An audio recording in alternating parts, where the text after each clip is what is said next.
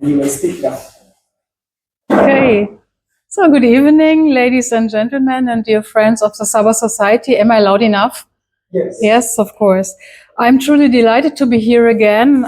6 years ago, I was here and gave a lecture on Syarif Osman of Marudu. And today I will focus more on Sandokan. Both Sandokan and Syarif Osman are two personalities who come from Sabah. So far, I've either given a lecture or written articles about one or the other, and I'm now working on a new book that will focus on both of them. Not only because they were personally acquainted with each other, but also because the literary existence of one of them has brought the other back to my mind. This is almost a marvelous story of coincidences, and yeah, it's not working. Sorry. And I would like to tell you about that too. I think I have disturbed it. It's not working when I tick on here. Okay, here. I think you might have to click on this. On? I clicked on that. Okay, so. Okay, that one. Okay, so now. My name is Bianca Maria Gerlich, and I was born in 1967 in Germany. And in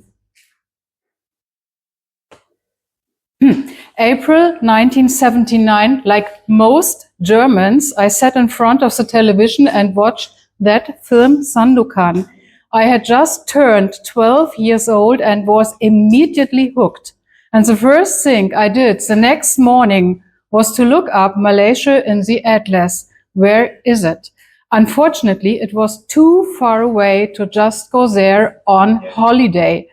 But my curiosity was piqued and I wanted to know more on him and about it. So here I am. So, Sandokan has been a very popular topic, especially in Italy, since the first Sandokan novel by the Italian author Emilio Salgari was published. Because the novel sold so well, he wrote more and more.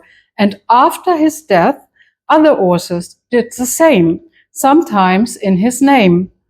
There were comic versions, and the first Sandokan film was released in 1941. To date, there have been over 20 films, and a new film will be released this year. This is this one there below. The popularity of Salgari's works can also be seen from the large number of editions in Italy and the countless translations all over the world. And in addition to Italy, Salgari's works are particularly popular in Portuguese and Spanish-speaking countries. So people in South America, Middle America, Italy, Spain, they all knew who Sandokan is. And this is probably not only because Salgari wrote a highly readable adventure literature, but also because it has anti-imperialist and above all, liberal tendencies. Since 2010, a translation into Malay, you see it there, has finally been available, namely Sandokan Lanun Malaysia. But who was Emilio Salgari, the author of Sandokan, and how did he come up with this theme? Emilio Salgari was born in Verona, Italy, in August 1862, and his mother is Luigi Gradara, his father Luigi Salgari, a textile merchant. So this is his family, and Emilio wanted to become a captain, a sea captain, and he studied at the Nautical Institute in Venice from 1878. But he did not finish his studies. He wanted to write adventure stories and published his first story at the age of 21. He published further novels as sequels from 1883, and one of these is La Tigre de la Malaysia, the Tiger of Malaysia, and he became editor of newspapers. He was always in financial need, so he wrote a lot and worked at night, and when his wife's mental state deteriorated, she had to be hospitalized in 1910. Yeah, and this was another reason why Salgari's finances went steadily downhill, and he knew no other way out than to commit suicide in a park at Torino city in Italy in April 1911. So Salgari wrote more than 80 novels. In terms of content, they are mostly action-packed and imaginative adventure novels spiced with humor, and some have futuristic, historical, and even scientific elements. Salgari often described nature in great detail. His novels were mostly set in distant, exotic countries.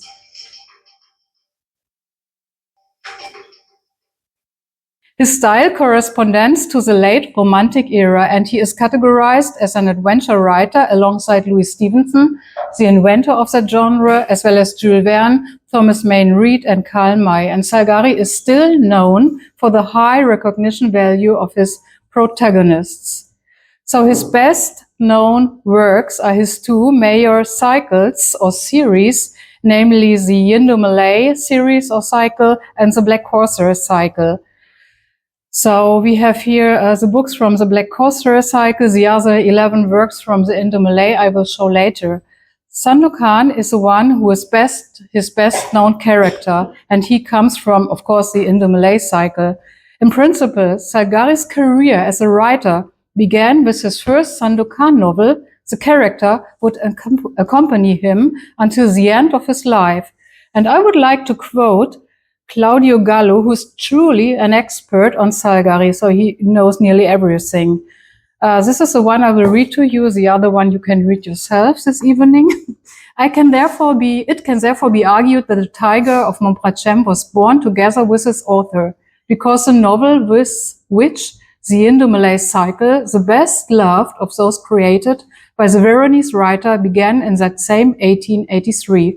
Since this was Salgari's first true novel, of which no less than 5 versions are known to date, it is appropriate to ask where the very young Salgari, barely 21 years old, got the information, particularly the geographical information that makes that work, long reworked, unique in Italian history. So this is Salgari, a statue of him in front of the Library of Verona, where he used to work, and he wrote his works at home at a desk. And he had a very fertile imagination stimulated by reading novels, travel literature, atlases, and even opera performances. And he was able to empathize with his characters. Salgari actually did a lot of research. He made extensive visits to the libraries in every city where he lived and found a lot of material. But information about Borneo in particular was not readily available in Italy at that time. He was also inspired by the Third Geographical Congress, which took place in Venice in September 1881. It was promoted by the Royal Geographical Society and was attended by explorers, missionaries, soldiers, navigators, and scientists. People were particularly interested in news about Africa and the Orient.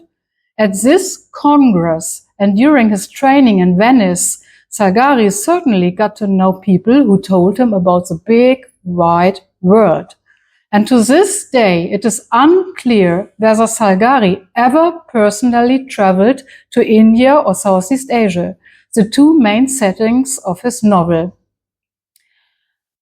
Until the 1960s, people were convinced that he had actually traveled to these countries and met the characters in his novels too. This claim goes back to his posthumously published autobiography, Le Mia Memoria, in which his adventures in Malaysia alongside Sandokan were recounted. However, it has since been proven that a man named Lorenzo Chiosso wrote this autobiography. So it was not from Emilio Salgari, it was from Lorenzo Chiosso. And it was published in 1928 and reprinted 9 years later. So 1928 is 17 years after the death of Emilio Salgari. Kyoso also ghost wrote the last book of the Indo-Malay cycle. The exposure of this construct then led to a general questioning of possible journeys on part of Salgari. However, there is a letter from July 1883 in which Salgari claims to have traveled the whole world, and another letter shown here from 1909 in which he says that he had been to Egypt. This would have been possible in the period between the end of 1881 and the end of 1882. There is no evidence of Salgari in Italy for this period. It is not known what he did during this time. He did not appear for the autumn examination at the Nautical Institute, and his traces are lost in September 1881 during the Congress in Venice.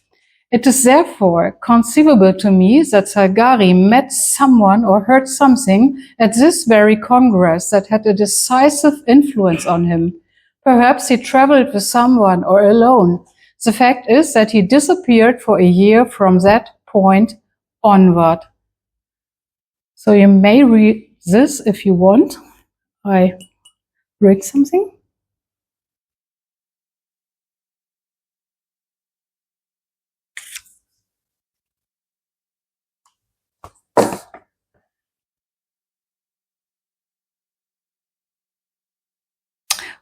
It is therefore possible that Salgari did process his experiences of traveling in his works.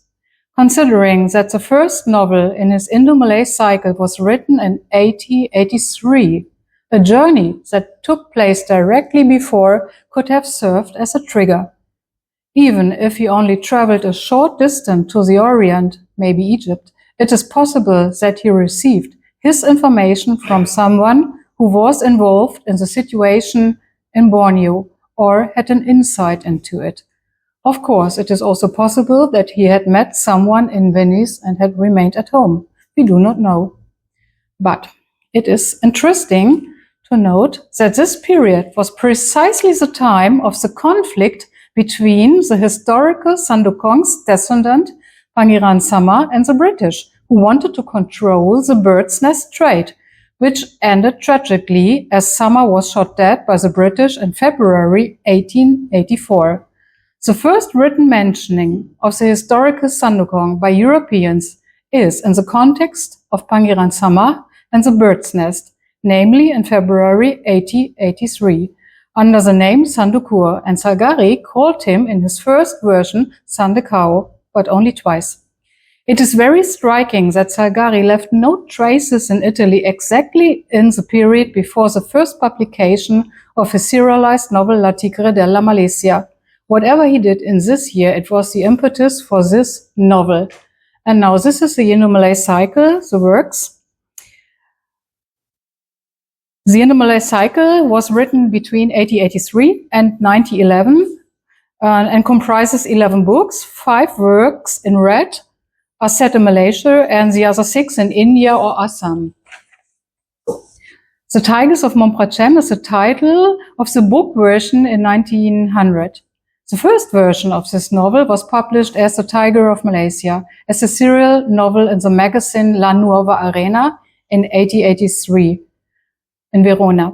Under the same title and with slight alterations, this very successful novel appeared again as a serial novel in 3 other newspapers, as we know today, maybe more. In other Italian cities, the book version has been largely revised. So the main characters are Sandokan, who comes from north of Borneo, the Portuguese Yanes de Gomera, and the Bengal Tremal Naik, who become close friends and have to go through many adventures together. The aim is to get together with their partners, Marianne, Surama, and Ader, and to rescue them. The books 4 and 5 concern Dharma. She is a daughter of Tremal Naik and Ader. And in addition, the sovereign territories of Sandokan in northern Borneo and Surama in Assam must be defended or recaptured, with the trio having to deal with a specific enemy. The internationality of these 6 protagonists is interesting. Each pair consists of an Asian and an European partner. The cycle spans 24 years. And in the work set in Southeast Asia, Sandokan has to assert himself against his enemies, who threaten his self-imposed exile, the island of Momprachem, that is today Kuraman, nearby Labuan, or his actual homeland in the north of Borneo.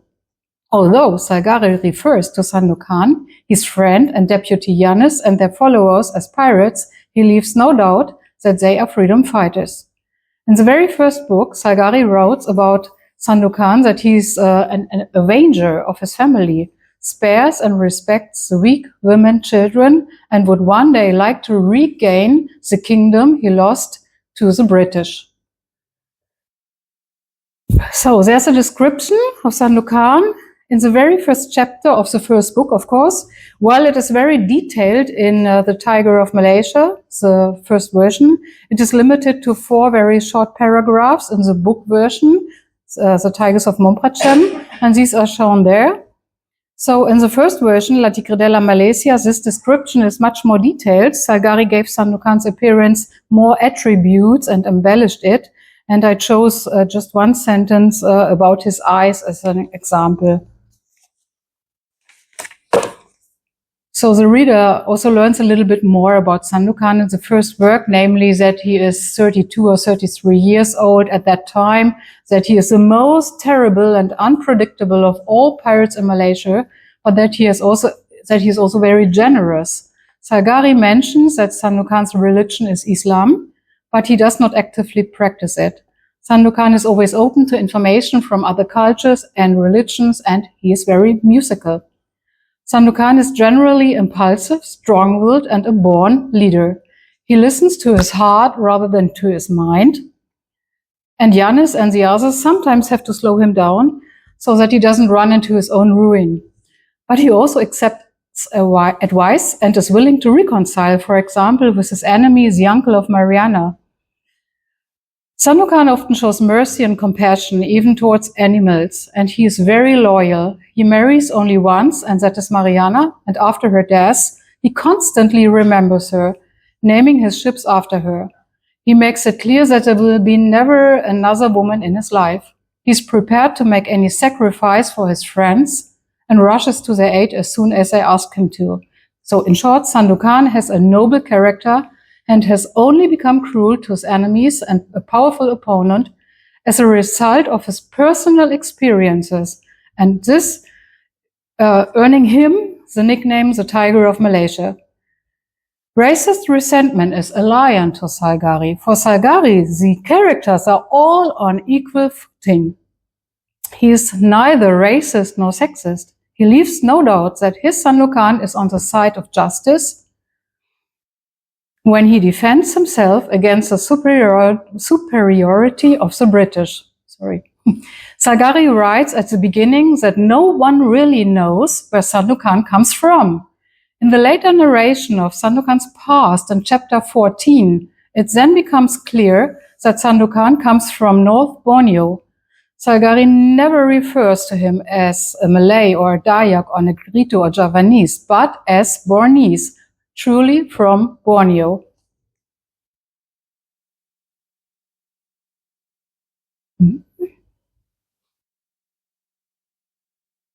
So the figure of Sandokan is so unique and central that the question of the historicity of this figure certainly arises. The narration of Sandokan's past in chapter 14 particularly suggests that there is more to this character than a flourishing fantasy. In this passage, Yanis is talking about Sandokan's past to Mariana. She wanted to know his past before she would like to marry him, of course. So Yanis is trying to explain to her how Sandokan happened to become the formidable Tiger of Malaysia. And this is very long now, so we have to concentrate. You may see in line 3 the name Muluda, and there is 1883 Maludu. This is Marudu.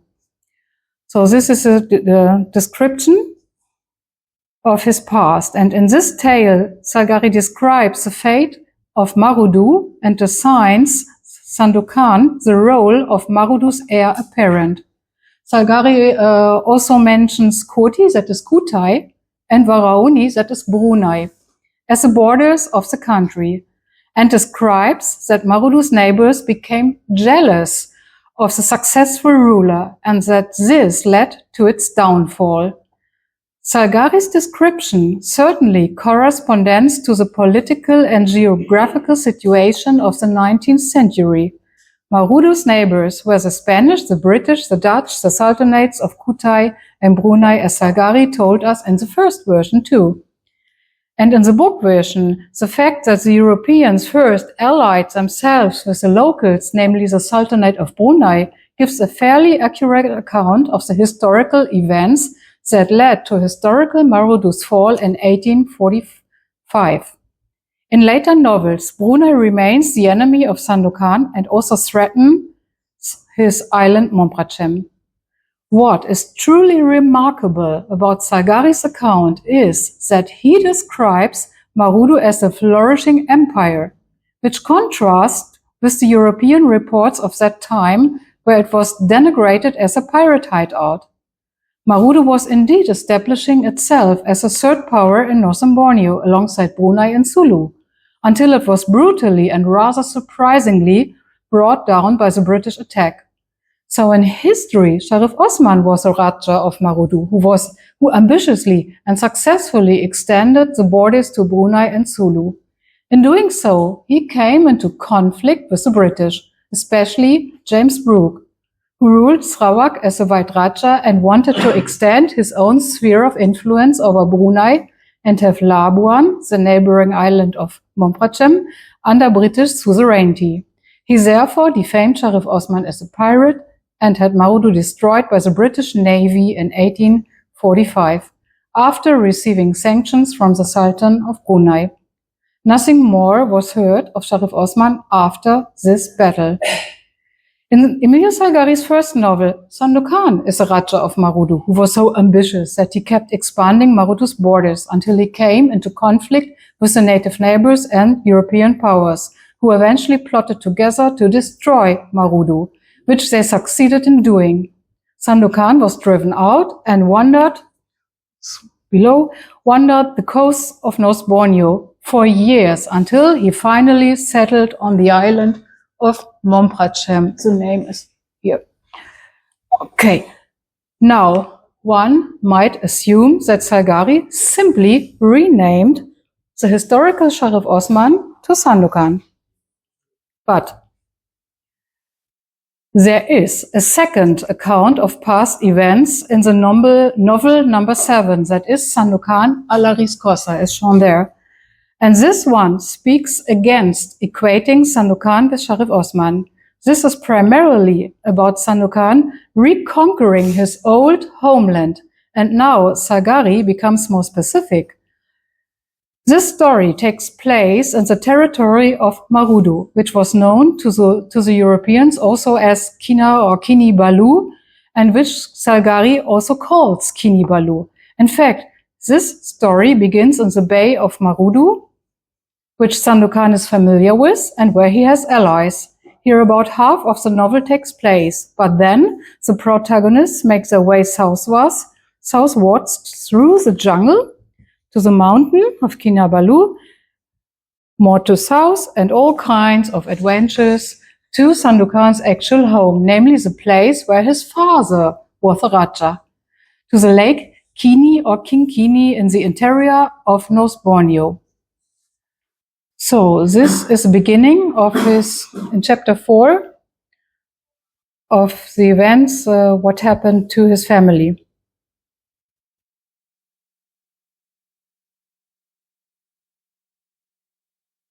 So in this report, Sandokan's father is the active conqueror of further areas in Borneo as far as the coast, and not Sandokan himself, as in the first book of the cycle. The father is also mentioned in the original version from 1883, but no longer in the book version. In the book version, Salgari deleted the father altogether because perhaps it is strange that Sandokan should ascend his throne when his father is still alive. So in book 7, Salgari finally moved Sandokan's domain to where it is actually much more closer to the historical Sandokan, namely more in the interior part of Borneo. In book 7, Salgari explains that the Sandokan family has lived there for 200 years, comes from eastern Borneo and claims leadership, facts which actually apply to the family of the historical Sandokan. The previously conquered inland population is subservient to the family. Salgari refers to the inland inhabitants of Borneo as Dayak, which in his time was a collective term for various non-Malay ethnic groups. He would also categorize the Kadazan Dusun in the Marudu and Kinabatangan regions as Dayak. However, Salgari explicitly does not consider Sandokan to be a Dayak. He called the dominion Kinabalu, which in turn fits in with the narrative from the first novel, as Marudu and Kinabalu were described as identical in the historical sources by local Europeans in the first half of the 19th century. So Hunt lists the areas in Borneo in 1812 and writes that they are identical. When Sandokan succeeds in reclaiming the throne of his ancestors in book 7, it is also said that the whole area from the Bay of Marudu in the north, where the novel begins, to the lake in the south belongs to him again. Salgari moves Sandokan's hometown inland, which fits in perfectly with the home of the historical Sandokan. He lived in Melapi at the Kinabatangan River in the interior of the influence zone of Marudu at that time. According to travel literature that mentions Lake Kinabalu, the Kinabatangan is also fed by this huge lake or is associated with it. Maybe this lake is a myth, we don't know. Salgari thus portrays Sandokan as a ruler of an inland area in northern Borneo, as a Raja from the area of Marudu or Kinabalu. Salgari may also have been aware that Brunei and the British were responsible for the downfall of Sandokan's homeland, and that a certain power-hungry Britain, acting unofficially, was behind it. So, what do we know about the historical Sandokan? First of all, he appears under slightly different name variations. And according to Marudu oral tradition, Sandokan had been a friend and confidant of Syarif Osman. He was his deputy, bodyguard, and comrade in arms. They are said to have been very similar, but were not related to each other. Sandokan is said to have come from an area influenced by Sulu. According to the Limau Limauan tale, a person named Sandokan was the admiral, the Laksamana of the Sultan of Sulu, and dominated the sea between Sulu and Malaya. Sandokan was also said to have assisted Syarif Osman in the battle against the British. In Sukau, at the Kinabatangan, Sandokan and his mother are still remembered today, and whose grave is said to be known to some residents. So in 2019, our guide showed me the old settlement site in Melapi, in Old Melapi, and the cemetery where Sandokan's mother, Adora or Adoran, is said to be buried. This site is usually not visited by locals out of respect for the old spirits. This was also written down by the Italian journalist Andrea Semplici in 2003, as shown here. So this is oral history, and we have also written sources on Sandokan. And these are also information from locals, but recorded by various mostly European authors who were on site. The written family trees are also included in written source material. So the oldest document known to me on Sandokan was written by Bamfield, an official of the British North Borneo Company. Bamfield has traveled to the Kinabatangan River and wrote a report of his voyage to the governor of the BNBC named William Hood Treacher in February 1883, and the story of the natives of the river called the Segalut Buludupis run as shown here. And I have highlighted the name Sandokan in yellow. So what do we have? He is the grandfather of Pangeran Sama, and he has something to do with the Gormantong caves. got conflict with the Sultan of Sulu. So I will only show you the written sources on Sandokan. And the next one is this one from Tom Harrison. And he was the curator of the Sarawak Museum from 1947 to 1966. And he quotes the text by Bamford and deals with the history of the bird's nest caves at Kinabatangan himself. And in this context, he paid a visit to the owner. And he writes that chapter. It's a little bit shortened, and he called him Sandokung. And he's also the grandfather of Pangeran Sama. Billit is nearby Melapi. It is something to do with the bird's nests. 1883. So he interviewed in the second row the Senator Dato Pangeran Haji Galpan. And the next source is from Supriya Bar, and she had also an interview with Pangeran Galpam, it's the same person, on 11th of April 1979. And this is the same Pangeran that Tom Harrison had already met and interviewed. So she has listed a family tree in which the name Sindukung appears as ancestor of Pangeran Galpam and also of Sama. In addition, she has recorded a legend of how the three brothers, Pait, Sindukung, and Kasan Udin, found the Gomantong cave. So Bamford, Harrison, and Barr identified Sandokang as the grandfather of Pangeran Sama. It is clear to Harrison that Sandokung and Sandokur, as he is called in Bamford's record, which Harrison reproduces, are the same person. So I made contact with the descendants of Pangeran Galpam, who died in 1980, and conducted in 1997 an interview with more or less 30 members of the family in Sandokan, and they remembered their genealogy and the stories connected with it. So they drew up a family tree in which the founder of the family estate appears as Sandokung, and it's a great uncle of Pangeran Sama. So slightly different. The mother of Sandokung is named Adoran, and the father Maringan Lapas Entan. And they told me that the father was also a well-known personality who was called by the heroic title Taribong Mandok Awan, and they translated it in Malay as Harimau Udara and in English as Tiger of the Air. And the male descendants were also called by similar heroic names, but these are not remembered today in 1997. Sandokang was, according to this interview, the founder of the Gomantong caves and therefore the founder of the wealth of the family. Sandokang is said to have been buried high up in a cave near Gomantong. It is interesting that the genealogy starts 5 generations before Sandokang. So, back to Salgari. He writes in the review that Sandokan gives in Sandokan a la Riscosa, book number 7, that Sandokan's family comes from a warrior caste from eastern Borneo and has ruled Kinabalu for 200 years. He even uses the plural form, the Sandokans. We have an Italian Sandokans is plural.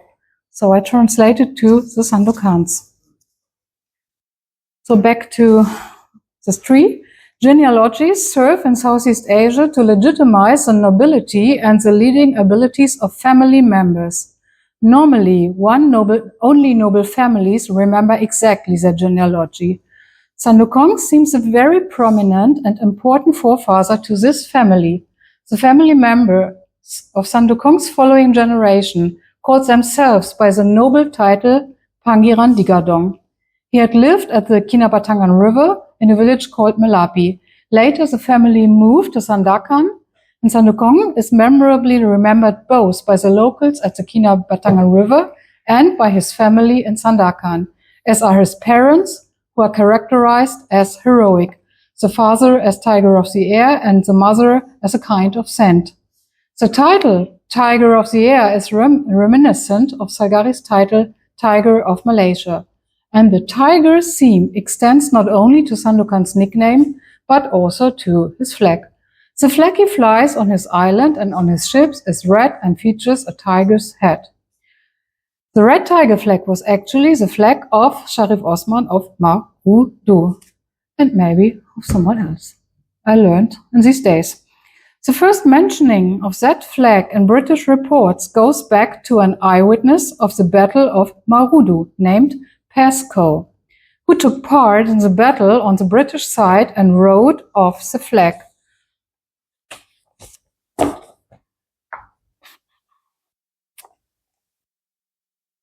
However, since Pascoe did not publish his report on Marudu until April 1886, Emilio Salgari could not have used it as a source for the story about Sandokan, which he had already published 3 years earlier in 1883.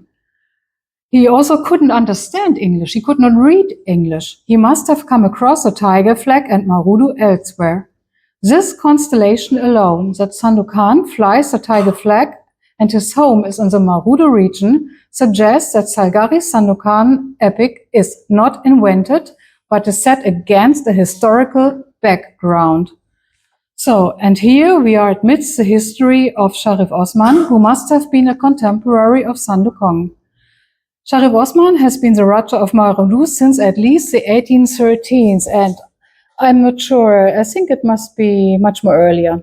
So this is what I learned also the last days. We have to correct it. So under his charismatic leadership, Marudu developed into a strong economical expanding kingdom, which also extended over many spheres of influence in the tradition of a Malay-Bornean maritime coastal states. I try to show the zones of influence in red. The more red, the more influence. Syarif Osman's authorization was based on his origin, his actions, the marriage to a Zulu princess, as well as other marriages, his style of leadership, his charismatic qualities, and of course, the acceptance of loyalty of his followers. His descendants also took over positions of power in Marudu, so that his reign can be regarded neither as coincidental nor usurpative. Similar to a Malay Raja, Syarif Osman built a fortress in the center of his Kerajaan, organized a military apparatus, and above all seized hold on the trade, which is the most important thing in the Malay kingdom. So, under his reign, he united Marudu Bay and the islands offshore and exerted influence over districts that were located further away. Furthermore, he entered into alliances with other regional leaders. Syarif Osman was regarded as an ambitious and strong leader whose government was effective and successful, and this brought him into conflict with James Brooke, who had established himself as Raja in Sarawak since the early 1840s and attempted to extend his influence to Brunei from 1844. Brooke also wanted to place the island of Labuan under British rule. Syarif Osman's position and influence in the still independent part of Borneo had been in competition with Brooke's claim to leadership. And to remove Syarif Osman, Brooke needed the official support of the British Navy. To gain this support, Brooke declared that Syarif Osman was a pirate, as the Navy was only deployed to combat piracy in South China Sea. So Brooke intensified his accusations against Syarif Osman through letter-writing campaigns designed to influence all the important authorities in London and India, as well as the Navy officers on site. He finally won Admiral Cochrane's help, who destroyed Marudu on 19th August 1845. Brooke's triumph in the journal reflected the aim of his defamation of Osman. He had destroyed Osman's power. Brooke had already demonstrated this radicalism in insisting on his claim to leadership by conducting the pirate campaigns of 1843 and 44, in which he portrayed neighboring river regions who did not want to submit to his leadership as pirates and had them destroyed with Captain Keppel's help. So, this is what happened to Pangeran Mahkota, Syarif Sahab, Syarif Mullah, Pangeran Usub, and also Syarif Osman. authority probably more far-reaching than that of other independent rulers in North Borneo in the early 1840s may have been too dangerous for Brooke. He undoubtedly saw Syarif Osman as a leader, but portrayed his leadership role as legitimate. So Brooke's defamation turned a leader into a pirate leader. Before Brooke's accusations, before that, the Governor General in Manila named Claveria and the British governor in Singapore, Butterworth, had recognized Syarif Osman as Raja of Marudu. Even Brooke's contemporary, Belcher, saw Syarif Osman as the only energetic ruler. After his death, of course. Belcher's attribution of Osman's ability to grant protection to the British merchants stands in contrast to the accusations of piracy made by Brooke and the British officers. But Syarif Osman was regarded as a pirate in 19th and most 20th century literature based on statements by James Brooke and the officers of the British Navy. However, Syarif Osman was mainly a charismatic leader, a Raja who, using his political, economical and organizational abilities, was about to develop Marudu as a Malay-Bornean maritime coastal state, as his Kerajaan. This was very rough, the summary, very rough, the summary of my book from 2003. Fortunately, things have changed since then regarding the accusation of piracy in the literature and the role that Syarif Osman played in history. Syarif Osman has no longer disappeared into oblivion, or rather dealing with him was no longer avoided because of his supposedly bad reputation. So the view of Syarif Osman has changed in the last 2 decades. The reason for this may be that Syarif Osman is no longer ostracized as a pirate in official historiography. I was lucky that after the publication of my book, the situation with regard to the worldwide communication changed abruptly. The World Wide Web made the exchange of information much more easier. This and the re-evaluation of Syarif Osman gave new impetus to the study of this era. Some people contacted me who were convinced that they were descendants of Syarif Osman. In fact, the majority of them come from regions what is now the Philippines. That is not so surprising, however, because Syarif Osman's sphere of influence extended over parts what is now the southern Philippines, mainly Palawan, the island of Palawan. The history of Syarif Osman was also generally discussed and exchanged in forums and blogs. In general, there is still a risk of misinformation, and it is certainly difficult to verify information that is randomly posted on the internet. Okay. For my new book project, I have decided to deal with new information I got through the last 25 years. And what I have received personally, and that can be based on a familiar tree which is reliable and had existed for a long time. So this type of tradition is, after all, the only type of written indigenous historical tradition up to the 19th century. And so that nothing is lost, I have also decided to include further information that was collected after 2003. Hopefully there will be more information and interesting aspects that will expand our knowledge about Syarif Osman, Sandokan, and that era. And here I am at my end, and thank you very much for your valued attention.